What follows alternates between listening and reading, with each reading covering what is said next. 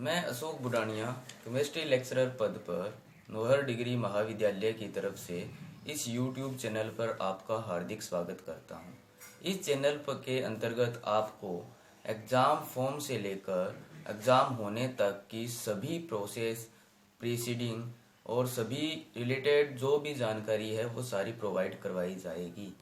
आज के इस वीडियो में हम केमिस्ट्री के बच्चों से थोड़ी सी महत्वपूर्ण प्रश्न और टॉपिक्स के बारे में जानकारी करेंगे।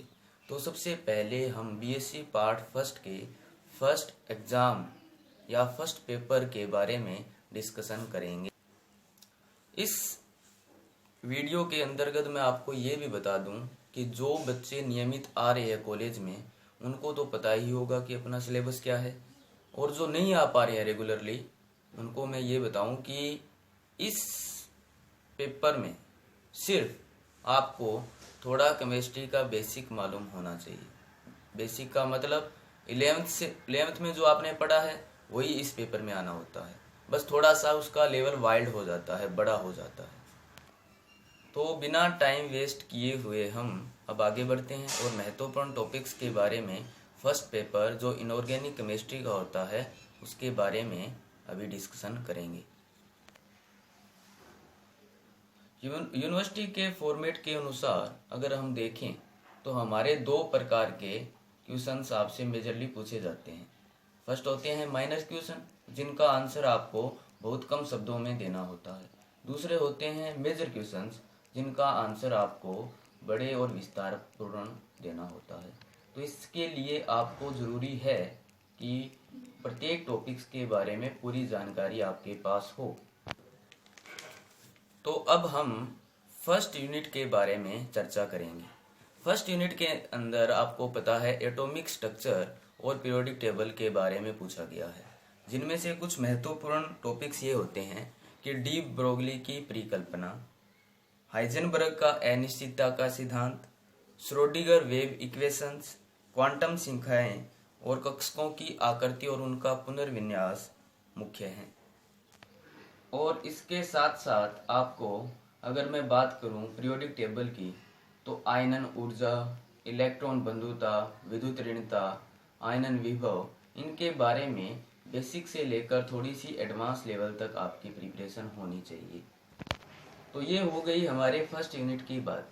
अब बात करेंगे हम सेकंड यूनिट की। इसके अंतर्गत आपको पता है हमारे मॉलिक्यूलर ऑर्बिटल थ्योरी और पीरियोडिसिटी, या मैं बोलूं तो केमिकल बॉन्डिंग के बारे में आपसे पूछा जाता है। तो उसके अंदर आपको पता है आयनिक बंध, सहसंयोजक बंध, इसके अतिरिक्त दुर्बल बंध, VSEPR थ्योरी आदि का अध्ययन आपको डिटेल में करना है। एमओ थ्योरी की अगर मैं बात करूं तो एक नाभिकीय और बहुनाभिकीय परमाणु के लिए एमओ ऑर्बिटल कैसे बनते हैं। एमओ ऑर्बिटल का मतलब आप जानते हो बच्चों, मॉलिक्यूलर ऑर्बिटल, आणविक बंध, आणविक कक्षक जो बंध बनाते हैं, मैंने आपको डिटेल में पूरा करवाया है, तो आप उनके अनुसार इनकी तैयारी कर सकते हैं। अब यदि मैं यूनिट थर्ड की बात करूं तो उसमें आपका एक मेन पॉइंट है आयनिक सॉलिड। आयनिक सॉलिड के अंदर बच्चों आपको कुछ महत्वपूर्ण टॉपिक्स मैं बता रहा हूं, क्योंकि एग्जाम के दिनों में पूरा पढ़ना आसान नहीं होता, इसलिए कुछ महत्वपूर्ण टॉपिक्स आप पढ़ लेना, उनमें से ही क्वेश्चन बनते हैं। तो फर्स्ट टॉपिक ये रहेगा कि आणविक संरचना कैसे बनते हैं। जैसे NaCl की मैंने करवाई है, CaCl की मैंने करवाई है, AB प्रकार की, AB2 प्रकार की आयनिक संरचनाएं मैंने आपको समझाई थी। इसके अतिरिक्त बोर्न हेबल साइकिल कैसा होता है जो मैंने NaCl के ऊपर आपको करवाया था। उसके बाद विलायकन ऊर्जा, फजांस का नियम और ठोसों में दोष, ये बहुत इंपॉर्टेंट है और बेसिक है। आप इसको आसानी से पढ़ सकते हो, समझ सकते हो, इसमें क्वेश्चन गलत होने के कोई आसार नहीं। इसके बाद इसी टॉपिक यूनिट थर्ड का सेकंड जो पार्ट है वो है वीक दुर्बल आकर्षण या दुर्बल आकर्षण। उसके अंदर आपको हाइड्रोजन बंध और वांडरबाल बल के बारे में थोड़ा सा पता होना चाहिए, क्योंकि शॉर्ट या छोटे क्वेश्चंस होते हैं, उनमें पूछ लिया जाता है कि हाइड्रोजन बंध क्या होता है, उसके कितने प्रकार होते हैं। तो आपको पता है बच्चों 2 प्रकार होते हैं, ठीक है। तो बच्चों अब बात करेंगे हम यूनिट नंबर 4 की। उसके अंदर आपको पता है हमारे 3 टॉपिक होते हैं, S block, chemistry of noble gas और पी ब्लॉक। तो बच्चों एस ब्लॉक के अंदर पीरियोडिसिटी या आवर्तीता आपको पता होनी चाहिए। नोबल गैस में आपको मैंने जिनोन का रसायन बताया था, उसको आप कम्प्लीटली याद कर लो, क्वेश्चन वहीं से उठता है। उसके बाद पी ब्लॉक के अंदर आपको नॉर्मली हीरा, ग्रेफाइट, इनकी संरचनाओं का पता होना चाहिए और उनकी पीरियोडिसिटी। ऊपर से नीचे चलेंगे तो किसकी आयनिक संरचना बढ़ रही है, साइज बढ़ रहा है, विद्युत ऋणता कम हो रही है कि बढ़ रही है, ये चीज़ें आपको पता होनी चाहिए।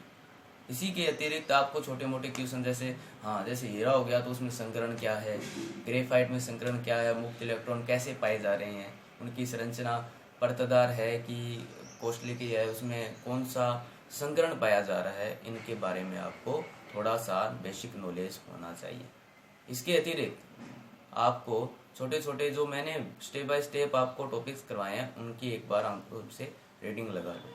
क्वेश्चन वहीं से उठना है, छोटा क्वेश्चन आएगा तो भी आप कर पाओगे, नॉर्मली है जो 11वीं का है वही यहीं आपको पढ़ाया गया। तो बच्चों अब हम लास्ट और अंतिम यूनिट के बारे में बात करेंगे। तो इनऑर्गेनिक की लास्ट यूनिट के अंदर बच्चों आपको थोड़ा सा एडवांस लेवल दे दिया गया है जिसका नाम है उच्चतर बोरेन, मतलब बोरोन के आगे का अध्ययन। तो बच्चों इसके अंदर कुछ मेन टॉपिक्स हैं जो आपको थोड़े थोड़े स्टडी करने हैं। उनमें से बहुत सारे करवाए हैं मैंने, 10-11 करवाए हैं, लेकिन उनमें से 4-5 आपको पता होने चाहिए जिनमें क्वेश्चन बनने के जो चांसेस है वो ज़्यादा है। पहला टॉपिक है बच्चों बोरेजीन, दूसरा है हायर बोरेन या उच्चतर बोरेन, तीसरा है कार्बाइड, चौथा है फ्लोरोकार्बन और पांचवा है इंटर हेलोजन कंपाउंड्स या अंतर हेलोजन कंपाउंड, जो हेलोजन और हेलोजन से मिलकर बनता है, जैसे CSF हो गया, जैसे अपने जैसे IF6 हो गया, IF5 हो गया, जो हेलोजन और हेलोजन से मिलकर बना होता है, ठीक है। BRF3 हो गया, इस प्रकार के यौगिक आपको पता होने चाहिए। इसके अतिरिक्त बच्चों एक लास्ट और इम्पोर्टेंट टॉपिक जो होता है वो आपको पढ़ना है हेलोजन और उसके मुख्य गुण या उनके बेसिक प्रॉपर्टीज क्या है, बेसिक गुणधर्म क्या है। इनके अतिरिक्त आपको कोई कुछ भी नहीं पूछा जाएगा, इस पेपर के अंदर इतना सफिशिएंट है। बस अच्छे से तैयारी करो और नेक्स्ट वीडियो का इंतज़ार करो। और देखो बच्चों BSc पार्ट फर्स्ट के लिए ये वीडियो बनाई गई है, इसके अतिरिक्त हम कोशिश करेंगे कि BSc पार्ट फर्स्ट के सेकंड और थर्ड पेपर की वीडियो बनाएं, फिर हम BSc सेकंड के लिए बनाएंगे और फिर BSc पार्ट थर्ड के लिए। तो बच्चों आप घरों में रहते हुए इन टॉपिक्स के अच्छे से अध्ययन करो और आपके 80% से ऊपर आने के चांसेस बनते रहेंगे। और ज़्यादा जानकारी के लिए आप हमारे YouTube चैनल पर जुड़े रहें। धन्यवाद।